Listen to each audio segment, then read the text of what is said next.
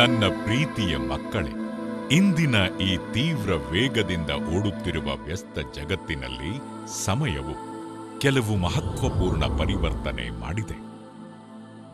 ನಾನೇ ರಚಿಸಿದ ಈ ಜಗತ್ತನ್ನು ನೋಡಿ ನನಗೆ ಬಹಳ ಆಶ್ಚರ್ಯ ಮತ್ತು ದುಃಖವಾಗುತ್ತಿದೆ.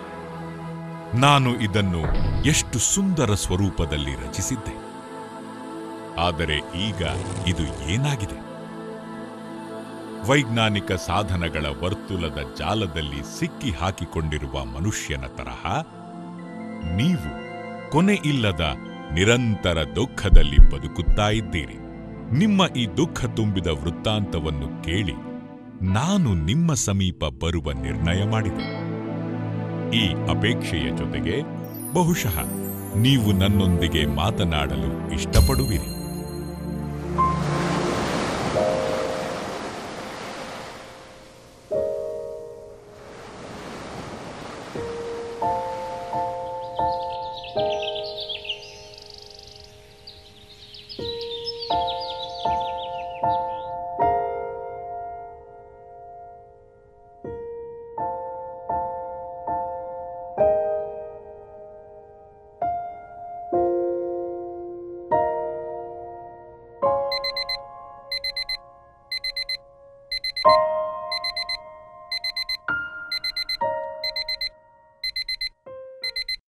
ಯಾವಾಗ ನೀನು ನಿದ್ರೆಯಿಂದ ಎದ್ದೆಯೋ ಆಗ ನಾನು ಯೋಚಿಸಿದೆ, ಬಹುಶಃ ನೀನು ನನಗೆ ಗುಡ್ ಮಾರ್ನಿಂಗ್ ಹೇಳುತ್ತೀಯ.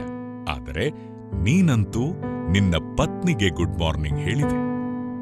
ನಾನು ಕಾಯುತ್ತಾ ಇದ್ದೆ. ಬಹುಶಃ ನೀನು ನೆನ್ನೆ ದಿನದ ಕೆಲವು ಮುಖ್ಯ ಮಾತುಗಳನ್ನು ನನಗೆ ತಿಳಿಸುತ್ತೀಯ ಮತ್ತು ಮುಂದಿನ ದಿನಕ್ಕಾಗಿ ಕೆಲವು ಮಾರ್ಗದರ್ಶನ ತೆಗೆದುಕೊಳ್ಳುತ್ತೀಯ ಎಂದುಕೊಂಡಿದ್ದೆ. ಆದರೆ ನೀನು ನಿನ್ನ ಬೆಳಗಿನ ಕೆಲಸ ಕಾರ್ಯದಲ್ಲೇ ವ್ಯಸ್ತವಾದೆ. ನೀನು ನಿನಗಾಗಿ ಒಳ್ಳೆಯ ಬಟ್ಟೆಗಳನ್ನು ಆರಿಸಿಕೊಳ್ಳುವುದರಲ್ಲೇ ವ್ಯಸ್ತವಾಗಿದ್ದೆ. ನಿನಗೆ ಗೊತ್ತೇ ಆಗಲಿಲ್ಲ, ನಾನು ನಿನಗೋಸ್ಕರ ಕಾಯುತ್ತಾ ಇದ್ದೇನೆ. ನಾನು ನಿನ್ನನ್ನು ನೋಡುತ್ತಾ ಇದ್ದೆ. ನೀನು ಹೇಗೆ ದಿನನಿತ್ಯದ ಅವಶ್ಯಕ ವಸ್ತುಗಳನ್ನು ರಾಶಿ ಹಾಕುತ್ತಾ ಇದ್ದೆ ಮತ್ತು ನನ್ನ ಕಡೆಗೆ ನಿನ್ನ ಗಮನವೇ ಇರಲಿಲ್ಲ. ನೀನು ಒಂದು ಬಾರಿಯೂ ಸಹ ಮಾತನಾಡಲಿಲ್ಲ. ನಾನು ಮತ್ತೂ ಕಾಯುತ್ತಾ ಇದ್ದೆ. ನೀನು ಉಪಹಾರ ಮಾಡಲು ತಯಾರು ಆದೆ. ನಾನು ದಿನಪತ್ರಿಕೆಯ ಮೂಲಕ ನಿನಗೆ ನನ್ನ ನೆನಪು ಕೊಡಿಸಿದೆ. ಆದರೆ ಇಲ್ಲಿಯೂ ಸಹ ನೀನು ನನ್ನ ಕಡೆಗೆ ಲಕ್ಷ್ಯ ಹರಿಸಲಿಲ್ಲ ಮತ್ತು ಅಕ್ಕಪಕ್ಕದ ಜಗತ್ತಿನ ಮಾತುಗಳಲ್ಲಿಯೇ ಅಧಿಕ ರುಚಿ ತೋರಿಸಿದೆ. ಉಪಹಾರದ ನಂತರ ನಾನು ಯೋಚಿಸಿದೆ, ಬಹುಶಃ ಈಗ ನಿನಗೆ ನನಗೋಸ್ಕರ ಸ್ವಲ್ಪ ಸಮಯ ಸಿಗಬಹುದು. ನೀನು ನಿನ್ನ ವಸ್ತುಗಳನ್ನು ಹುಡುಕುವುದರಲ್ಲಿಯೇ ವ್ಯಸ್ತವಾದೆ. ನಾನು ಕಾಯುತ್ತಾ ಇದ್ದೆ. ನೀನು ನಿನ್ನ ಪತ್ನಿ ಹಾಗೂ ಮಕ್ಕಳಿಗೆ ವಿದಾಯ ಹೇಳಿದೆ.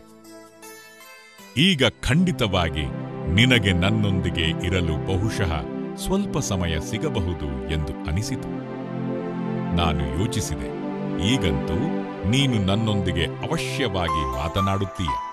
ನಾನು ನೋಡಿದೆ, ಯಾವಾಗ ನೀನು ನನ್ನ ಹತ್ತಿರ ಬರುತ್ತಾ ಇದ್ದೆ ನನಗೆ ಬಹಳ ಚೆನ್ನಾಗಿ ಅನಿಸಿತು. ಓಹೋ, ನಿನ್ನ ಮೊಬೈಲ್ ನಿನ್ನ ಗಮನವನ್ನು ತನ್ನ ಕಡೆಗೆ ಆಕರ್ಷಿಸಿತು. ಕೇವಲ ನನ್ನನ್ನಷ್ಟೇ ನೀನು ಮರೆತಿರುವುದಲ್ಲ, ರಾಜಮಾರ್ಗದ ಓಡಾಟದ ಸುರಕ್ಷತೆಯ ನಿಯಮಗಳನ್ನೂ ಸಹ ಮರೆತಿದ್ದೆ. ನೀನು ಫೋನಿನಲ್ಲಿ ಮಾತನಾಡುತ್ತಲೇ ಗಾಡಿ ಓಡಿಸುತ್ತಾ ಇದ್ದೆ. ನಾನಂತೂ ನೀನು ಸುರಕ್ಷಿತವಾಗಿ ತಲುಪುವ ಇಚ್ಛೆ ಇಟ್ಟುಕೊಂಡೇ ಇದ್ದೆ.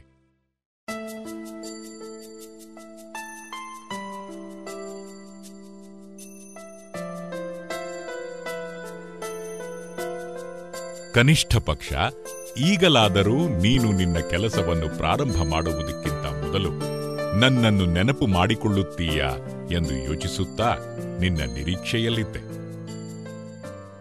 ಆದರೆ ನೀನು ತಕ್ಷಣವೇ ಕೆಲಸದಲ್ಲಿ ವ್ಯಸ್ತವಾಗಿ ಬಿಟ್ಟೆ. ನೀನು ನಿನ್ನ ವ್ಯವಹಾರದ ಕಾರ್ಯಗಳಲ್ಲಿ ಪೂರ್ಣ ಏಕಾಗ್ರವಾಗಿ ಬಿಟ್ಟೆ. ನಿನ್ನ ಗ್ರಾಹಕರ ಜೊತೆ ಮಾತನಾಡುತ್ತಾ ಇದ್ದೆ.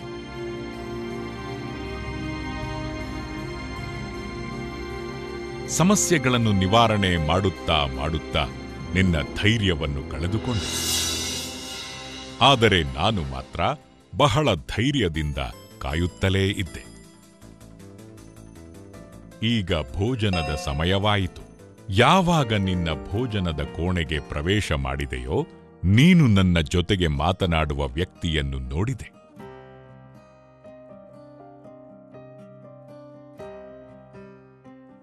ನಾನು ಯೋಚಿಸಿದೆ, ಅದನ್ನು ನೋಡಿಯಾದರೂ ನೀನು ಕನಿಷ್ಠ ಪಕ್ಷ ನನ್ನನ್ನು ನೆನಪು ಮಾಡಿಕೊಳ್ಳುತ್ತೀಯೇನೋ ಎಂದು ತಿಳಿದುಕೊಂಡಿದ್ದೆ. ಆದರೂ ಸಹ ನೀನು ನನ್ನ ಕಡೆಗೆ ಸ್ವಲ್ಪವೂ ಗಮನ ಕೊಡಲಿಲ್ಲ.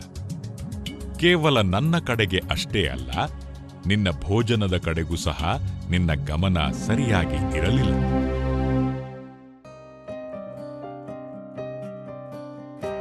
ಸರಿ ಬಿಡು, ಪರವಾಗಿಲ್ಲ. ಇನ್ನೂ ಸಹ ನಿನ್ನ ದಿನ ಪೂರ್ಣವಾಗಿಲ್ಲ. ನಾನು ಬಹಳ ಉತ್ಸುಕತೆ ತುಂಬಿದ ದೃಷ್ಟಿಯಿಂದ ನಿನ್ನ ನಿರೀಕ್ಷೆ ಮಾಡುತ್ತಾ ಇದ್ದೆ.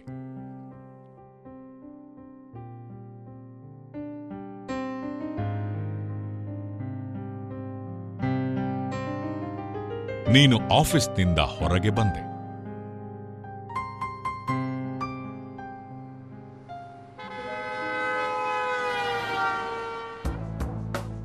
ಯಾವಾಗ ಟ್ರಾಫಿಕ್ ಸಿಗ್ನಲ್ನಲ್ಲಿ ಸಿಕ್ಕಿ ಹಾಕಿಕೊಂಡಿದ್ದೆಯೋ ಆಗ ನಾನು ಯೋಚಿಸಿದೆ, ಈಗಲಾದರೂ ನೀನು ನನ್ನ ಜೊತೆ ಮಾತನಾಡುವೆ ಅಂದುಕೊಂಡಿದ್ದೆ.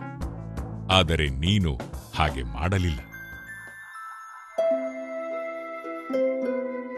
ಮನೆ ತಲುಪಿದ ಮೇಲೆ ನಾನು ಯೋಚಿಸಿದೆ, ಈಗ ಬಹುಶಃ ನಿನಗೆ ಸ್ವಲ್ಪ ಸಮಯ ಸಿಗಬಹುದು. ಆದರೆ ನಿನಗೆ ಬಹಳ ಕೆಲಸ ಇದೆ ಎಂದು ಅನ್ನಿಸುತ್ತಿತ್ತು. ಆದರೆ ನೀನಂತೂ ಸಮಯವನ್ನು ಆಟ ಆಡುವುದರಲ್ಲೇ ಕಳೆದುಬಿಟ್ಟೆ. ನೀನು ಆಟ ಆಡಿದ ನಂತರ ನಾನು ಯೋಚಿಸಿದೆ, ನಿನಗೆ ಈಗ ಸಮಯ ಸಿಗಬಹುದು.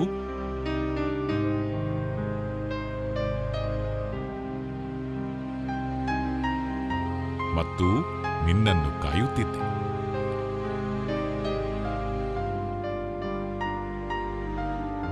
ನೀನು ಟಿವಿ ನೋಡಲು ಕುಳಿತೆ. ಯಾವುದನ್ನು ನೋಡಬೇಕು, ಯಾವುದನ್ನು ನೋಡಬಾರದು ಇದರ ಬಗ್ಗೆ ನಿರ್ಣಯ ಮಾಡದೇ ಇರುವ ಕಾರಣ ನೀನು ದಿನದ ಬಹಳ ಸಮಯ ಟಿವಿಯ ಚಾನೆಲ್ ಬದಲಿಸುತ್ತಾ ಕಳೆದೆ. ನೀನು ನಿನ್ನ ರಾತ್ರಿಯ ಭೋಜನವನ್ನು ಟಿವಿಯ ಮುಂದೆ ಕುಳಿತು ಪೂರ್ಣ ಮಾಡುವವರೆಗೂ ನಾನು ಧೈರ್ಯದಿಂದ ಕಾಯುತ್ತಾ ಇದ್ದೆ.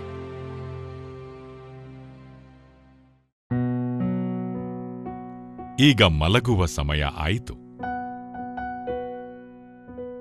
ನೀನು ನಿನ್ನ ಮಕ್ಕಳು ಮಲಗಿದ ನಂತರ ಅವರನ್ನು ಮುದ್ದಿಸಲು ಹೋದೆ.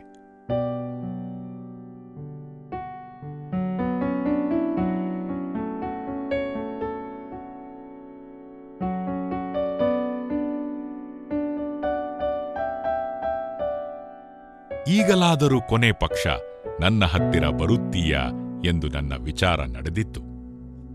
ನೀನು ನಿನ್ನ ಹಾಸಿಗೆಯ ಮೇಲೆ ಚೆನ್ನಾಗಿ ಎಚ್ಚರವಾಗಿಯೇ ಇದ್ದೆ.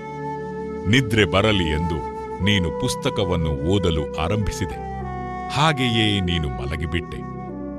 ನನಗೆ ಗೊತ್ತಿದೆ, ಇಡೀ ದಿನ ನೀನು ಬಹಳ ವ್ಯಸ್ತವಾಗಿದ್ದೆ. ನೀನು ನಿಜವಾಗಿಯೂ ಸುಸ್ತಾಗಿದ್ದೆ.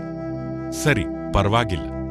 ಒಂದು ವೇಳೆ ನೀನು ನನ್ನ ಜೊತೆಗೆ ಸ್ವಲ್ಪವಾದರೂ ಸಮಯ ಕಳೆದರೆ ಆಗ ನಿನ್ನ ಜೀವನದ ಹೊರೆಯನ್ನು ನಾನು ಹಗುರ ಮಾಡುವೆನು ಮತ್ತು ಜೀವನದಲ್ಲಿ ಖುಷಿ ತುಂಬುತ್ತಾ ಹೋಗುವೆನು. ನೀನು ನನ್ನ ಮಗು. ನನಗೆ ನಿನ್ನ ಮೇಲೆ ಬೇಹದ್ದಿನ ಪ್ರೀತಿ ಇದೆ. ನೀನು ಈ ದಿನ ಕೆಲಸ ಕಾರ್ಯಗಳಲ್ಲಿ ಸಾಕಷ್ಟು ವ್ಯಸ್ತವಾಗಿದ್ದೆ. ನನ್ನೊಬ್ಬನನ್ನು ಬಿಟ್ಟು ಪ್ರತಿಯೊಬ್ಬರಿಗೂ ನೀನು ನಿನ್ನ ಸಮಯವನ್ನು ಕೊಟ್ಟೆ. ಸ್ವಲ್ಪ ಯೋಚಿಸಿ ನೋಡು.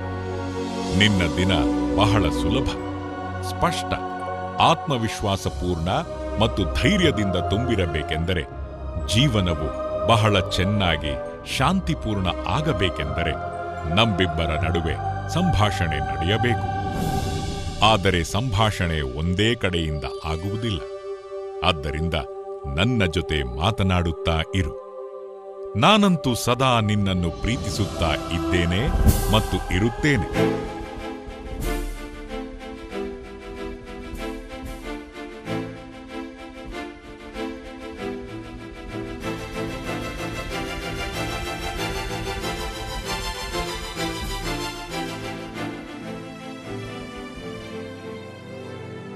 ನೀನು ಯಾವ ಸಮಯದಲ್ಲಾದರೂ ನನ್ನ ಜೊತೆಗೆ ಮಾತನಾಡು.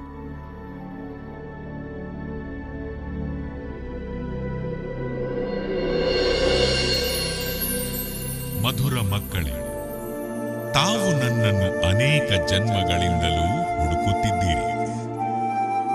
ಈಗ ನಾನು ಸ್ವಯಂ ಭಗವಂತ, ನೀವು ಮಕ್ಕಳನ್ನು ಹುಡುಕುತ್ತಿದ್ದೀರಿ. ಈ ಮೌಲ್ಯಯುಕ್ತ ಕ್ಷಣದ